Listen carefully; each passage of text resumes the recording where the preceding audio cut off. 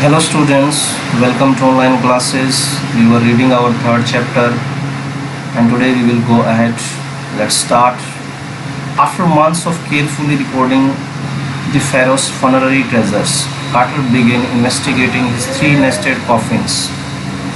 Author क्या कहता है कि फ़ैरो के दफन से संबंधित जो है जितनी भी दौलत थी उसको महीनों तक ध्यानपूर्वक जो है उसने केयरफुली ध्यानपूर्वक उसने जो है उसको लिपिबद्ध कर दिया। और उसके बाद कार्टर ने क्या किया, तीनों कवचों में जो रखे हुए उसका जो ताबूत था उसको इन्वेस्टिगेट करना शुरू कर दिया। Opening the first he found a shroud adorned with garlands of willow and olive leaves, wild celery, lotus petals and cornflowers. The faded evidence of a burial in March and April. उसके बाद उसने देखा पहला जो coffin जो उसने पहले को खोला उसमें देखा कि कफन था, एक श्राउड मीन कफन, जो कि willow garlands of willow, olive leaves, wild salary, lotus petals and corn flowers, इनके हारों से सजा हुआ था, यानी कि हार जो थे उससे सजाया, एडोर्न सजा रखा था।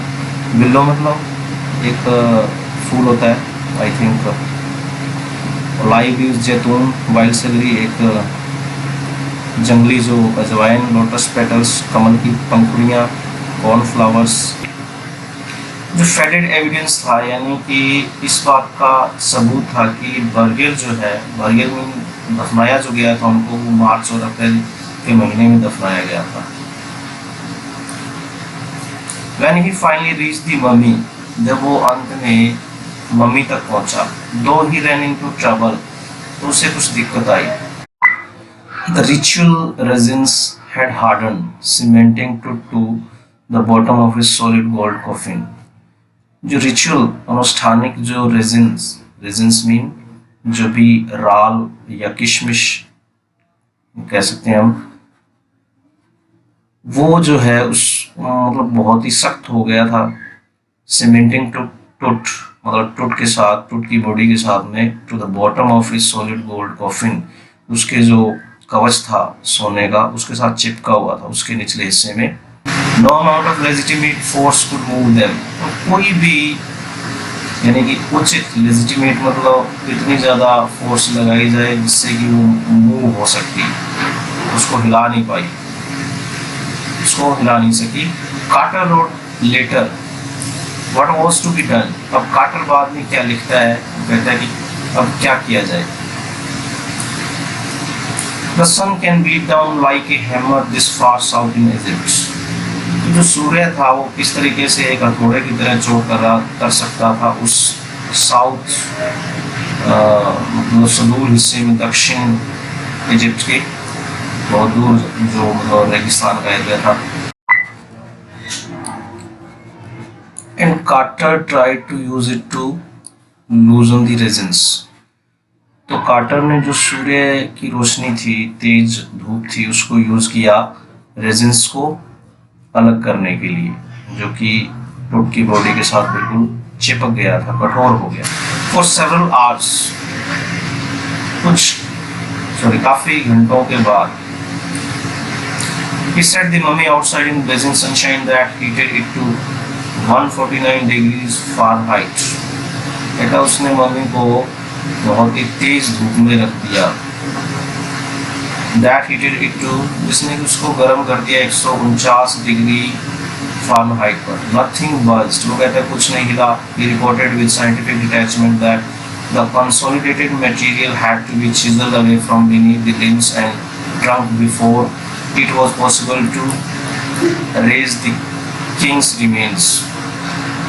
कहते हैं कुछ नहीं हुआ, जब उसको सूर्य की रोशनी में भी रखा गया तब भी कुछ नहीं हुआ। और उसने अपनी एक रिपोर्ट में साइंटिफिक डिटैचमेंट करते हुए कहता है, वो यानी वो अपने आप को इसमें इन्वॉल्व नहीं करते हुए कहता है, डिटैचमेंट का मीन होता है इस चीज़ में अपने आप को इन्वॉल्व ना करना। वो कहता है कि कठोर जो कंसोलिडेटेड मीन कठोर जो मटेरियल था उससे छेनी से अलग करना पड़ा, फ्रॉम बीनीथ द लिम्स, उसके अंगों के नीचे से, एंड ट्रंक उसके धड़ के नीचे से और अंगों के नीचे से। बिफोर इट वॉज पॉसिबल, इससे पहले कि उसे उसके जो रिमेन, उसके जो अवशेष थे टूट के, उनको उठाया जाता। In his defense, Carter really had little choice. But अपने बचाव में उसके पास कोई चारा नहीं था। If he had not cut the mummy free, thieves most certainly would have circumvented the guards and ripped it apart to remove the coat. कहता है कि अगर वो ऐसा नहीं करता, मम्मी को काट करके अलग नहीं करता, तो चोर जो है उसको तोड़ फोड़ कर देते सोना चोरी करने के लिए। To remove the coat, यानी कि सोने को चुराने के लिए उसकी जो मम्मी से अलग करके सोना चुराने के लिए। In Tut's time, the royals were fabulously wealthy. टुट के समय में जो राजवंश था वो बहुत ही विस्मयकारी तरीके से जो wealthy थे, दौलतमंद थे। And they thought or hoped, और वो सोचते थे और आशा करते थे, they could take the riches with them, कि वो अपना सोना चांदी या दौलत जो है साथ ले जा सकते हैं for his journey to the great beyond, वो अपने दूसरे जन्म में। King Tut was lavished with glittering goods, precious collars, inlaid necklace and bracelets, rings, amulets, a ceremonial apron, sandals, sheaths for his fingers and toes, and now an iconic inner coffin and mask, all of pure gold. King Tut को मतलब पूरा यानी ठाट बाट के साथ में glittering goods, चमकदार चीजें, सोने से बनी हुई प्रीशियस कॉलर थी, इनलेड नेकलेस मतलब जड़े हुए नेकलेस, हार थे, एंड ब्रेसलेट्स थे, रिंग्स, अंगूठियां, एमुलेट्स, ताबीज, सेरेमोनियल एप्रन जो है वो कुछ कपड़े क्लॉथ से संबंधित है, सैंडल्स चप्पल भी, सीज फॉर हिज फिंगर्स, मुस्तानी कहा जाता है उंगलियों के लिए, और toes, and now iconic inner coffin, और एक मूर्तिनुमा जो शव पेटिका थी, और मास्क, एक नकाब, ऑल ऑफ प्योर गोल्ड, सारा कुछ जो है प्योर गोल्ड का बना हुआ था। To separate it from his adornments, अपनी एडोर्नमेंट्स से अलग करने के लिए उसको। Carter's men removed the mummy's head and sewed nearly every major joint. Carter के लोगों ने क्या किया, मम्मी के सिर को अलग कर दिया और सारे जो उसके मेजर जॉइंट थे वो अलग कर दिए, स्वेड मतलब काट दिए। Once they had finished, जब उन्होंने अपना काम खत्म कर लिया, they resembled the remains on a layer of sand.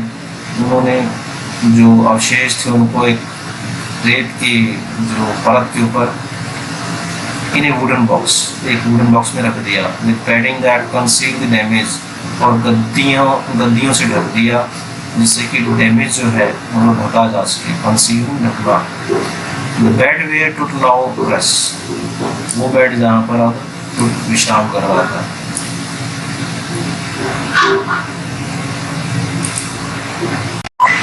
Archaeology has changed substantially in the intervening decades, focusing less on treasure and more on the fascinating details of life and intriguing mysteries of death.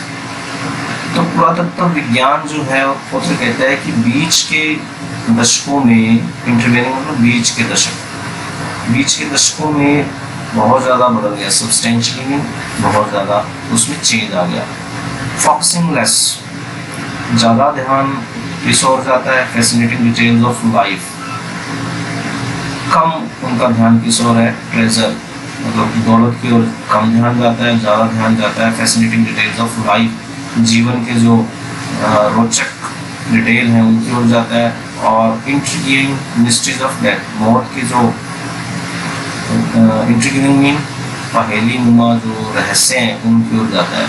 It also uses more sophisticated tools, ये जटिल औजार use करता है, including medical technology, जिसमें कि medical technology को भी शामिल किया गया है। इन 1968, more than 40 years after कार्टर्स discovery, 1968 में 40 साल के बाद कार्टर की डिस्कवरी के बाद, an anatomy professor X-rayed the mummy and revealed the startling facts, एक शारीरिक विज्ञान के प्रोफेसर ने एक्सरे किया मम्मी का और जिससे कि आश्चर्यचकित कर देने वाले तथ्य सामने आए, रिवील सामने आए।